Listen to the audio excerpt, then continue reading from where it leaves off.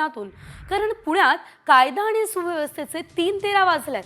पुण्यात 48 तासात 5 खुनाच्या घटना घडलेल्या आहेत। यामध्ये सिंहगड रोड, वानवडी, कोंढवा, वाघोलीमध्ये ही हत्या झालेली आहे। 48 तासात 5 खून। पुण्यात नेमकं चाललंय तरी काय हा सवाल त्यामुळे आता उपस्थित केला जातोय। तर पुण्यामध्ये खरं तर आपण ही मोठी घडामोड घडली असल्याचं बघतोय। पुण्यामध्ये खरं तर आता कायदा आणि सुव्यवस्थेचे 3-13 वाजले असल्याचं बघायला मिळतंय। केवळ 48 तासांमध्ये 5 खून पुण्यात झालेले आहे। त्यामुळे पुण्यात नेमकं चाललंय तरी काय हा महत्त्वाचा प्रश्न हा या क्षणाला उपस्थित झालेला आहे। पुण्यातली या क्षणाची मोठी बातमी खरं तर आपण बघतोय।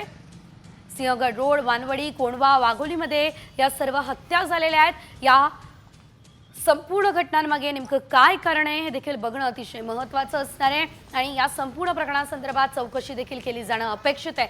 मात्र पुण्यात तब्बल 5 खून केवळ 48 तासात झालेत।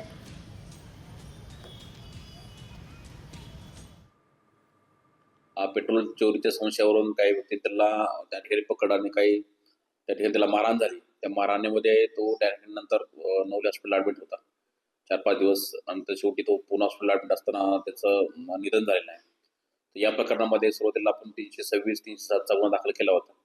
इथले 3 आरोपी पण दुसऱ्या दिवशी आपण अटक केलेले आहेत आणि यातला जो 4था आरोपी आहे कुटेहून सुशांत कुटे अजून त्याच्यामध्ये गुन्ह्यामध्ये फरार आहे।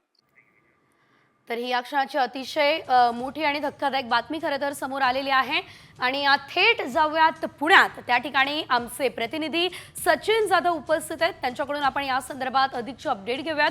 सचिन, खरं तर पुण्यात नेमकं चाललंय तरी काय हा प्रश्न उपस्थित होतो। खुनाच्या घटना, ड्रग्सचं माहेरघर सुद्धा पुणे बनलेलं होतं, अपघात मोठ्या प्रमाणात वाढलेले होते। असं असताना 5 खून 48 तासात नेमकं काय चाललंय पुण्यात?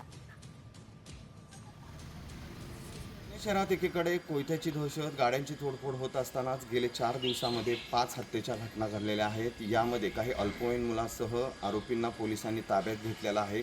आपण पाहतोय की पुण्यातील कोंढवा, वानवडी, वाघोली आणि सिंहगड परिसरात या हत्या घडलेल्या आहेत। यामध्ये काही अल्पवयीन मुलं आहेत। या संदर्भात पोलिसांनी ठिकठिकाणी गुन्हे दाखल करून आरोपींना अटक केलीत। काही आरोपी फरार आहेत।